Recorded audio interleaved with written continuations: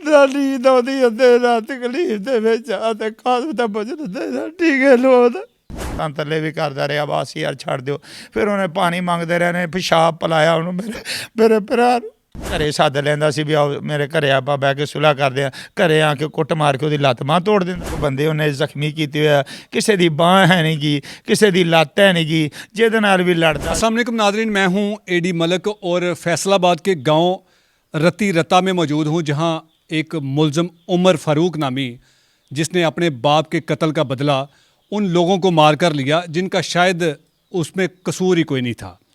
4 अफराद को फैसलाबाद के थाना सत्याना की हदूद में सरेआम कत्ल किया गया और उन अफराद को कत्ल करने वाला मुलज़म तोकीर नामी जो शख्स सोशल मीडिया पर एतराफ़ जुर्म कर रहा है, इसके पीछे असल कहानी जो अभी तक आपके सामने नहीं आई।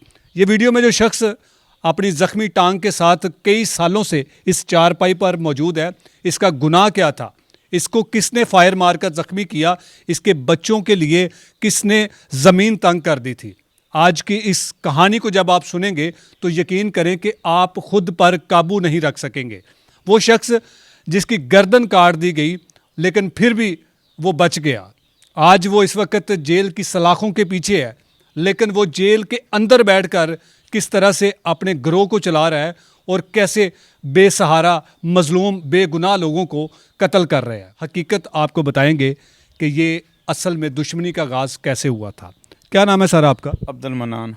मनान साहब, ਇਹ ਦੱਸੋ ਕਿ ਤੁਹਾਡੀ ਇਹ ਜਿਹੜੀ ਲੱਤ ਤੇ ਜ਼ਖਮ ਹੋਏ ਨੇ, ਇਹ ਕਿਵੇਂ ਜ਼ਖਮ ਹੋਏ ਨੇ ਤੇ ਕਿਸ ਤਰ੍ਹਾਂ ਹੋਏ ਜੇ? ਜੀ ਮੈਂ ਦੁੱਧ ਲੈ ਕੇ ਜਾ ਰਿਹਾ ਸੀ ਤੇ ਮੈਨੂੰ ਰਾਸਤੇ 'ਚ ਇਹਨਾਂ ਨੇ ਟੱਕਰਿਆ। ਉਮਰ ਸੀ ਤੇ ਨਾਲ ਇੱਕ ਉਹਦਾ ਨਾਂ ਉਹਦੀ ਫੁੱਫੀ ਦਾ ਬੇਟਾ ਸਾਕਬ ਵੜਾਇਆ 'ਚ, ਉਹਨਾਂ ਨੇ ਮੈਨੂੰ ਤੁਰੇ ਜਾਂਦੇ ਨੇ ਫੈਰ ਮਾਰੇ ਆ ਜੀ ਤੇ ਮੈਂ ਉੱਥੇ ਡਿੱਗ ਪਿਆ।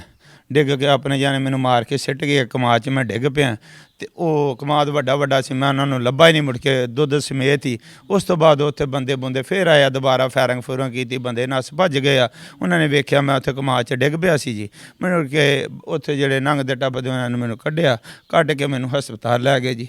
ਆਹ ਵੇਖੋ ਜੀ ਮੇਰਾ ਕੀ ਹਾਲ ਆ ਮੇਰਾ, ਮੈਨੂੰ ਨਾ ਕੋਈ ਪੁੱਛੇ ਨਾ ਕੋਈ ਦੱਸੇ ਨਾ ਨੀਂਦ ਆਉਂਦੀ ਅੱਧੇ ਰਾਤ ਤਕਲੀਫ ਦੇ ਵਿੱਚ ਆ ਤੇ ਕਾਹਨੂੰ ਤਾਂ ਬਚਨ ਦੇ ਟੀਕੇ ਲੋਦ 24 ਘੰਟੇ ਬੇਸਕੂਨ ਪਤਾ ਦੋ ਮੈਂ ਗੋਲੀਆਂ ਦੇ ਖਾਣਾ ਮੈਨੂੰ। ਮਨਾਨ ਸਾਹਿਬ, ਹਿੰਮਤ ਕਰੋ, ਅੱਲਾਹ ਤਾਲਾ ਤੁਹਾਨੂੰ ਸਬਰ ਦੇ, ਤੁਹਾਨੂੰ ਸਿਹਤਯਾਬ ਕਰੇ। ਮੈਨੂੰ ਇਹ ਦੱਸੋ ਕਿ ਤੁਹਾਨੂੰ ਫਾਇਰ ਮਾਰਨ ਦੀ ਵਜ੍ਹਾ ਕੀ ਸੀ? ਤੁਸੀਂ ਉਮਰ ਫਾਰੂਕ ਦਾ ਕੀ ਵਿਗਾੜਿਆ ਸੀ? ਮੈਂ ਉਮਰ ਫਾਰੂਕ ਦਾ ਜੀ ਮੈਨੂੰ ਪਹਿਲਾਂ ਤਾਂ ਆਂਦੇ ਜੀ ਸੁਲ੍ਹਾ ਕਰ ਲਾ ਜੀ। ਮੈਂ ਕਿਹਾ ਜੀ ਮੈਂ ਨਹੀਂ ਕਰਨੀ। ਮੈਨੂੰ ਫਿਰ ਉਹ ਜਿਹੜੇ ਉੱਥੋਂ ਫੋਨ ਕਰਦੇ ਸੀ, ਇਹ ਤੈਨੂੰ ਤਾਂ ਮਾਰਿਆ ਤੂੰ ਉਹਦੇ ਤਾਏ ਦਾ ਪੋਤਾ, ਮੈਨੂੰ ਪਹਿਲਾਂ ਤਾਂ ਆਂਦੇ ਸੁਲ੍ਹਾ ਕਰ ਲਾ। ਮੈਂ ਕਿਹਾ ਠੀਕ ਹੈ ਯਾਰ ਮੈਂ ਸੁਲ੍ਹਾ ਕਰ ਲੂੰਗਾ, ਪਰ ਕੋਈ ਤਰੀਕਾਕਾਰ ਮੈਨੂੰ ਦੱਸੋ ਸੁਲ੍ਹਾ ਦਾ। ਐਵੇਂ ਤਾਂ ਨਹੀਂ ਤੂੰ FIR ਚੱਕ ਲਾ, ਨਹੀਂ ਤਾਂ ਤੇਰੇ ਬੱਚੇ ਵੀ ਮਾਰ ਦਿਆਂਗੇ, ਅਸੀਂ ਇਹ ਕਰ ਦਿਆਂਗੇ। ਅਸੀਂ ਕੌਣ ਧਮਕੀਆਂ ਲਾਉਂਦਾ ਸੀ ਤੁਹਾਨੂੰ? ਇਹ ਜੀ ਕਦੇ ਤਾਂ ਜੀ ਅਸੀਂ ਜੀ ਨਾਗਰੇ ਬੋਲਦੇ ਹਾਂ, ਕਦੇ ਕੌਣ ਫੋਨ 'ਤੇ ਹੀ ਆਉਂਦਾ ਸੀ, ਕਦੇ ਫਲਾਣੇ ਜੀ ਫਿੱਜੇ ਦੇ ਦੋਸਤ ਬੋਲਦੇ ਹਾਂ। ਅਖੀਰ ਦੀ ਬਾਜੀ ਉਹਨੇ ਕਿਹਾ ਜੀ ਅਸੀਂ ਉਮਰ ਅਤੇ ਮੈਂ ਬੋਲਦਾ ਸਾਕ ਵੜਾਇਆ 'ਚ, ਜੇ ਤੂੰ ਸੁਲ੍ਹਾ ਨਾ ਕੀਤੀ FIR ਨਾ ਚੱਕੀ। ਮੈਂ ਕਿਹਾ ਯਾਰ ਇਵੇਂ ਮੈਂ ਕਿਸ ਤਰ੍ਹਾਂ, ਤੁਸੀਂ ਮੇਰੇ ਸਾਹਮਣੇ ਆਓ, ਜਿਸ ਤਰ੍ਹਾਂ ਤੁਸੀਂ ਕਹੋਗੇ ਮੈਂ ਉਸ ਤਰ੍ਹਾਂ ਹੀ ਕਰ ਲੂੰਗਾ। ਉਹਨੇ ਕਿਹਾ ਜੀ ਤੂੰ FIR ਚੱਕ। ਮੈਂ ਕਿਹਾ ਯਾਰ ਮੈਂ ਜੇ ਮੰਜੀ 'ਤੇ ਮੈਂ FIR ਜਾ ਕੇ ਕਿਸ ਤਰ੍ਹਾਂ ਚੱਕ ਸਕਦਾ, ਜਿਵੇਂ ਤੁਸੀਂ ਕਹੋਗੇ। ਮੇਰਾ ਨਾ ਕੋਈ ਲੜਾਈ 'ਚ ਇੱਥੇ ਸਾਡੇ ਰਾਣਾ ਜਬੇਦ ਸਾਹਿਬ ਆ, ਉੱਥੇ ਇਹਨਾਂ ਨੇ ਸੱਦਿਆ ਦੇ ਮਾਮੂ ਹਰ ਵੀ ਆਏ। ਉਹਨਾਂ ਨੇ ਮੈਂ ਕਿਹਾ ਜੀ ਜਿਸ ਤਰ੍ਹਾਂ ਤੁਸੀਂ ਰਾਜ਼ੀ ਹਾਂ, ਅਸੀਂ ਸੁਲ੍ਹਾ ਕਰਨ ਵਾਸਤੇ ਤਿਆਰ ਹਾਂ, ਪਰ ਮੈਨੂੰ ਨਾ ਵੀ ਕੁਛ ਕਹਿਣ। ਉਹਨੇ ਫਿਰ ਅਖੀਰ ਦੀ ਬਾਜੀ ਮੈਨੂੰ ਫੈਰ ਮਾਰ ਦਿੱਤੇ। ਅੱਛਾ, ਮੈਨੂੰ ਇਹ ਦੱਸੋ ਕਿ ਅੱਜ ਤੋਂ ਤਕਰੀਬਨ ਕੋਈ 25 ਸਾਲ ਪਹਿਲੇ ਹਫੀਜ਼ ਨਾਮੀ ਸ਼ਖਸ ਨੇ ਉਮਰ ਫਾਰੂਕ ਦੇ ਪਿਓ ਨੂੰ ਕਤਲ ਕੀਤਾ ਸੀ। ਉਹਨੂੰ ਕਿਉਂ ਕਤਲ ਕੀਤਾ ਸੀ? ਔਰ ਉਮਰ ਫਾਰੂਕ ਨੇ ਸੀ ਜੀ, ਉਦੋਂ ਵੀ ਮੈਂ ਮੌਕੇ 'ਤੇ ਮੌਜੂਦ ਸੀ।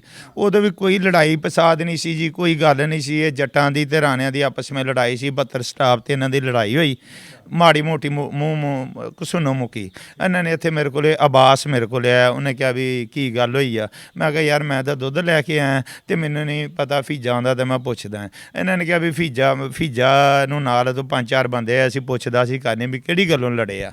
ਮੈਂ ਵੀ ਸਰ ਜੀ ਨਾਲ ਚਲਾ ਗਿਆ ਫੀਜੇ ਰੀ ਅੱਗੇ ਚਲੇ ਗਏ, ਮੈਂ ਪਿੱਛੇ ਚਲਾ ਗਿਆ।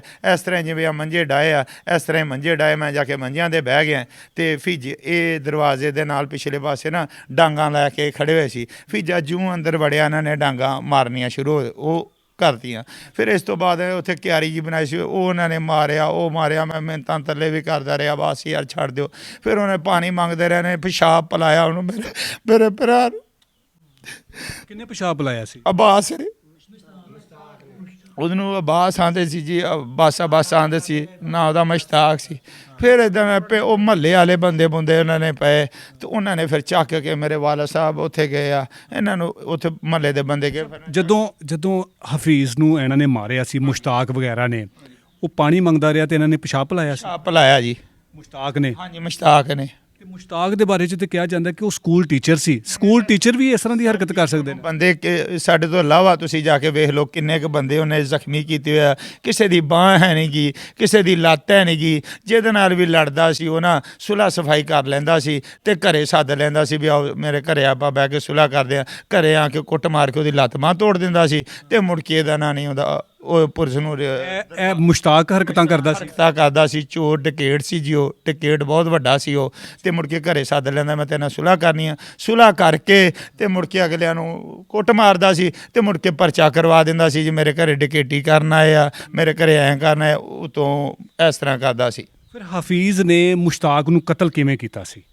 ਇਹ ਜੀ ਫਿਰ ਇਹ ਪਾਰਟੀ ਵੇਸ ਬਣ ਗਈ ਮੁਸ਼ਤਾਕ ਦੀ। ਉਹ ਕਹਿੰਦਾ ਸੀ ਮੈਂ ਮਾਰ ਦੇਣਾ ਤੈਨੂੰ, ਇਹ ਆਂਦਾ ਸੀ ਮੈਂ ਮਾਰ ਦੇਣਾ। ਮੈਂ ਉਦੋਂ ਵੀ ਦੁੱਧ ਦਾ ਕੰਮ ਕਰਦਾ ਸੀ। ਫਿਰ ਇਹ 3-4 ਬੰਦੇ ਸੀ, ਇੱਕ ਅਕਮਲ ਸੀ, ਉਹ ਅਜੇ ਤੱਕ ਇਸ਼ਤਿਹਾਰੀ ਆ, ਪਤਾ ਨਹੀਂ ਜ਼ਿੰਦਾ ਹੈ ਜਾਂ ਮੁਰਦਾ ਹੈ। ਅਫਜ਼ਲ ਸੀ ਰਾਣਾ, ਅਮਜਦ ਸੀ, ਜਿਨ੍ਹਾਂ ਵਿੱਚੋਂ ਹਫੀਜ਼ ਵੀ ਮਾਰ ਦਿੱਤਾ ਇਹਨਾਂ ਨੇ ਤੇ ਅਮਜਦ ਵੀ ਮਾਰ ਦਿੱਤਾ ਹੈ।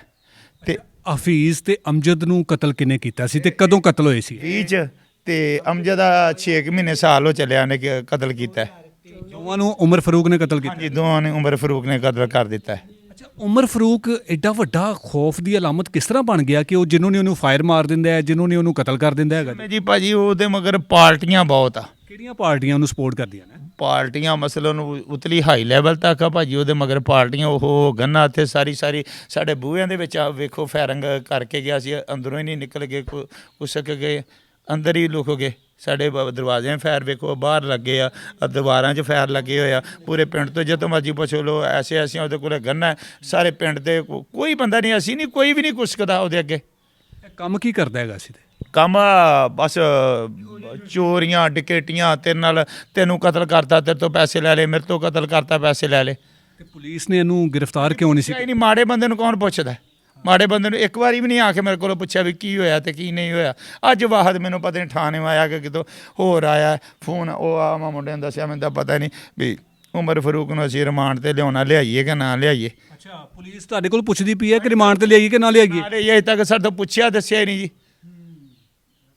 ਤੁਸੀਂ ਕੀ ਚਾਹੁੰਦੇ ਹੋ ਕਿ ਤੁਹਾਡੇ ਨਾਲ ਅਜੇ ਤੱਕ ਇਨਸਾਫ ਨਹੀਂ ਹੋਇਆ? ਨਹੀਂ, ਤੁਸੀਂ ਮੈਨੂੰ ਦੱਸੋ ਵੀ ਮੇਰੇ ਨਾਲ ਕੀ ਇਨਸਾਫ ਹੋਇਆ। ਮੈਨੂੰ ਤੁਸੀਂ ਦੱਸ ਦਿਓ, ਤੁਹਾਡੇ ਤੇ ਮੈਂ ਸਿੱਟਦੇ ਮੇਰੇ ਨਾਲ ਕੀ ਇਨਸਾਫ ਹੋਇਆ। ਮੈਨੂੰ ਤਾਂ ਜਾਂਦਾ ਨਹੀਂ। ਇੱਕ ਮੁੰਡਾ ਜੇ ਕੋਈ ਡਰਦਾ ਲੈ ਜਾਂਦਾ ਉੱਥੇ ਛੱਡ ਕੇ ਮੈਨੂੰ ਭੱਜ ਜਾਂਦਾ। ਇੰਨਾ ਖੌਫ ਹੈਗਾ ਇਹਨਾਂ ਦਾ? ਗੱਡੀ ਵਾਲਾ ਨਹੀਂ ਮੈਨੂੰ ਕੋਈ ਲੈ ਕੇ ਜਾਂਦਾ ਭਾਜੀ। ਇਹ ਜਿਹੜੇ 4 ਥੋੜੇ ਦਿਨ ਪਹਿਲੇ ਕਤਲ ਹੋਏ ਨੇ ਸੁਨਿਆਰਿਆਂ ਦੇ, ਇਹਨਾਂ ਦਾ ਕੀ ਗੁਨਾਹ ਸੀ ਤੇ ਇਹਨਾਂ ਨੂੰ ਕਿੰਨੇ ਕਤਲ ਕਰਵਾਇਆ? ਇਹਨਾਂ ਦਾ ਇਹੀ ਸੀ ਵੀ ਉਹ ਸੁਲ੍ਹਾ ਕਰਾਉਂਦੇ ਸੀ। ਸ਼ਰੀਫ ਲੋਕ ਸਨ? ਹਾਂ, ਸ਼ਰੀਫ ਲੋਕ ਸੀ। ਉਹ ਕਿਹਨਾਂ ਦੀ ਸੁਲ੍ਹਾ ਕਰਵਾਉਣਾ ਚਾਹੁੰਦੇ ਸੀ? ਉਹ ਸਾਡੀ ਕਰਾਉਣਾ ਚਾਹੁੰਦੇ ਸੀ ਵੀ ਯਾਰ ਅਮਨ ਸ਼ਾਂਤੀ ਹੋ ਜਾਵੇ। ਸਾਡੇ ਪਿੰਡ ਰਾਣਾ ਜਵੇਦ ਸਾਹਿਬ ਆ, ਉਹਨੇ ਵੀ ਕਿਹਾ, ਮੈਂ ਕਿਹਾ ਠੀਕ ਹੈ ਰਾਣਾ ਸਾਹਿਬ ਕਰਾ ਦਿਓ। ਮੀਆਂ ਮੁਸ਼ਤਾਕ ਸਾਹਿਬ ਆਏ ਦਿਨ 72 ਦੇ ਨਾਜ਼ਮ ਆ, ਉਹ ਆਏ, ਮੈਂ ਕਿਹਾ ਰਾਣਾ ਸਾਹਿਬ ਠੀਕ ਆ, ਜਿਸ ਤਰ੍ਹਾਂ ਤੁਸੀਂ ਕਹੋਗੇ ਉਸ ਤਰ੍ਹਾਂ ਮੈਂ ਕਰਵਾ ਦੇਣਾ। ਫਿਰ ਰਾਣਾ ਫਿਆਜ਼ ਸਾਹਿਬ ਆ, ਉਹਨਾਂ ਨੇ ਸਾਨੂੰ ਫੋਨ ਕੀਤਾ ਵੀ ਯਾਰ ਸੁਲ੍ਹਾ ਵਾਸਤੇ ਜਿਹੜੇ ਵੀ ਬੰਦੇ ਆਏ ਸੀ ਇਹੀ ਗੱਲ ਕਹੀ ਸੀ ਵੀ ਠੀਕ ਆ, ਤੂੰ ਕੋਈ ਜ਼ਿੰਮੇਵਾਰੀ ਚੱਕ ਲਓ, ਇਹ ਨਾ ਵੀ ਸਾਨੂੰ ਵੀ ਪਿੰਡ ਵੀ ਛੱਡਣਾ ਪਵੇ। ਤੇ ਸਾਨੂੰ ਕੋਈ ਇਤਰਾਜ਼ ਨਹੀਂ, ਅਸੀਂ ਭਾਈ ਫਿਰ ਵੀ ਉਹਦੀ ਮਿਹਨਤ ਕਰ ਲੈਂਦੇ ਹਾਂ ਤੇ ਅਸੀਂ ਸੁਲ੍ਹਾ ਕਰਨ ਨੂੰ ਤਿਆਰ ਹਾਂ। ਤੇ ਤੁਹਾਡੀ ਕਾਨੂੰਨ ਨੇ ਕੋਈ ਮਦਦ ਨਹੀਂ ਕੀਤੀ? ਤੁਹਾਡੇ ਸਾਹਮਣੇ ਹੈ ਜੀ ਜਿਹੜੀ ਮਦਦ ਹੋਣ ਡਈ। ਮੈਂ ਤੁਹਾਨੂੰ ਦੱਸਿਆ ਵੀ ਗੱਡੀ ਵਾਲਾ ਮੈਨੂੰ ਲਿਜਾਣ ਤੋਂ ਕੋਈ ਨਹੀਂ ਲਿਜਾਂਦਾ, ਡਰਦਾ ਉਹਦੇ ਤੋਂ।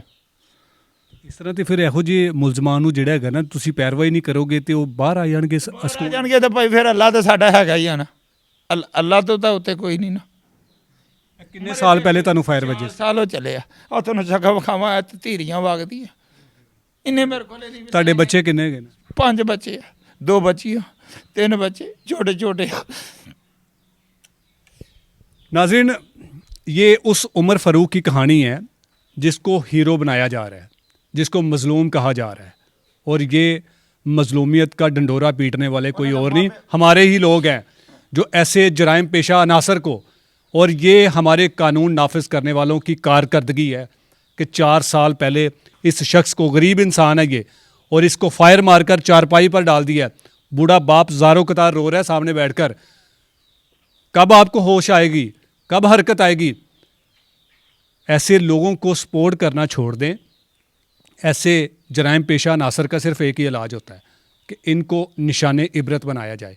लेकिन पुलिस जिनका काम था ऐसे मुल्ज़मान को नकेल डालना, वही पुलिस आज इनसे फ़ोन पर कई सालों बाद रब्ता कर रही है कि हम उमर फ़ारूक को रिमांड पर लेकर आ रहे हैं, तो ले आएँ।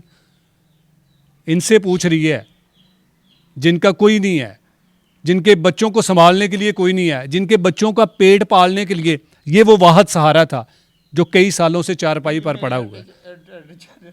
आप अंदाज़ा कर लें। और आप लोग उस उमर फ़ारूक की मजलूमियत का रोना रो रहे हैं कि उसकी गर्दन काट दी गई।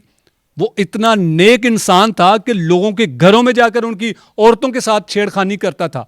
तो फिर ऐसे लोगों का क्या होना चाहिए? इनकी गर्दनें तन से उखाड़नी चाहिए।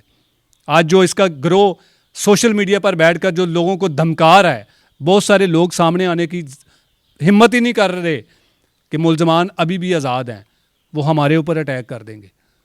ये शख्स जो किस्मत का मारा आपके सामने पड़ा है, 4 साल से इंसाफ के लिए दर बदर भटक रहा है।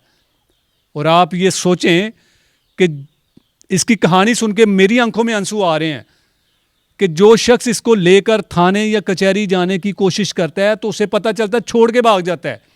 और हमारे कानून नाफज करने वाले अदारे जो हैं वो इस इलाके में, ये फैसलाबाद पुलिस की कारकर्दगी है। आप सोचें कि वो एक शख्स जो 22 से 24 साल का नौजवान जो जेल में बैठकर इतना बड़ा नेटवर्क चला रहा है और पूरा इलाका उसके खौफ से जो है वो सहमा हुआ है, कोई सामने आने की हिम्मत नहीं करता। 4 अफराद को जेल में बैठकर उसने कत्ल करवा दिया और हमारे कुछ मीडिया पर्सन उसको उसकी मजलूमियत का रोना रो रहा है कि वो बेचारा, अभी कितने लोगों को उसने कत्ल कर दिया, अभी बेचारा है। कब तक हम ऐसे कातलों को बेचारा समझते रहेंगे? और वज़ीर आला साहिबा, आपसे ये गुजारिश है कि अपनी पुलिस को कम से कम ऐसे जराइम पेशा नासर के पीछे लगाएं ताकि ये लोग जो शरीफ शहरी हैं, जो अपने बच्चों का पेट पालने के लिए मेहनत मजदूरी करते हैं, वो इज़्ज़त के साथ, वो बिला खौफ होकर अपने बच्चों के लिए मेहनत मजदूरी करें, ना कि वो इस तरह से जिस तरह ये शख्स ज़ारो कुतार रो रहा है।